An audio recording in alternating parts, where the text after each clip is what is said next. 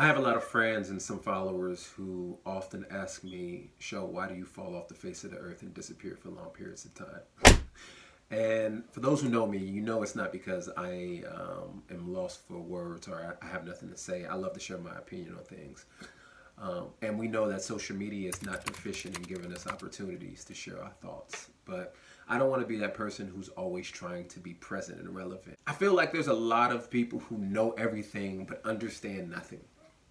I feel like there's a lot of information out there, but I don't feel like there's a lot of wisdom. And so therefore, I retreat for three reasons. One, I retreat to gain wisdom.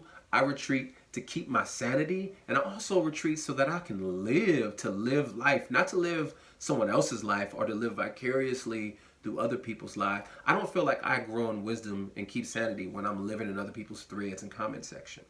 And it's an unfortunate dilemma that we have as artists and creatives because we're indoctrinated within our vocation, this need to feel relevant and this need to be present. I can tell when an artist is not living life because when I pick up their work or when I see their product and I check it out and I'm like, man, like, you ain't read one book? Because I'm just like, you just are struggling right now. Like, Lauryn Hill has this wonderful aphorism that states life is peaks and valleys. And then she goes on to call it learning and mastership. Creatives and artists, we want to live in the peaks, but the problem is when we live at the peaks, we don't have a lot of opportunity to learn and live. And so what happens is you end up living through other people's experiences or learning through other people's experiences, and your work is inauthentic. It's not yours. And I think people can sense that. Gabriel Garcia Marquez has a classical piece of work called 100 Years of Solitude.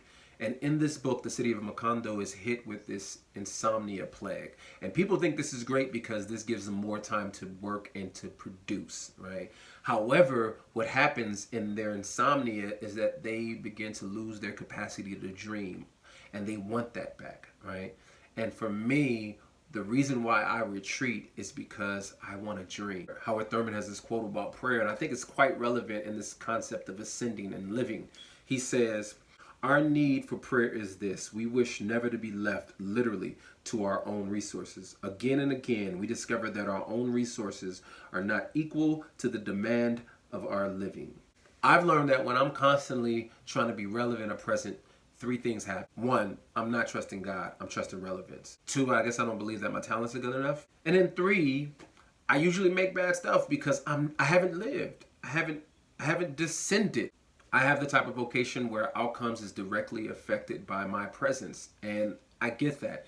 And for some folks, this may be a conversation of luxury, and I get it. Everybody can't like retreat, but in some way you can retreat. And so this conversation is really about you trying to find a way to rest, to Sabbath, to take a sabbatical, whatever rest and respite looks like in your world. I encourage you to try to find it. Now look, relevance has its place, but nothing replaces rest and nothing replaces silence in a way that I think will really give you an opportunity to produce greatness.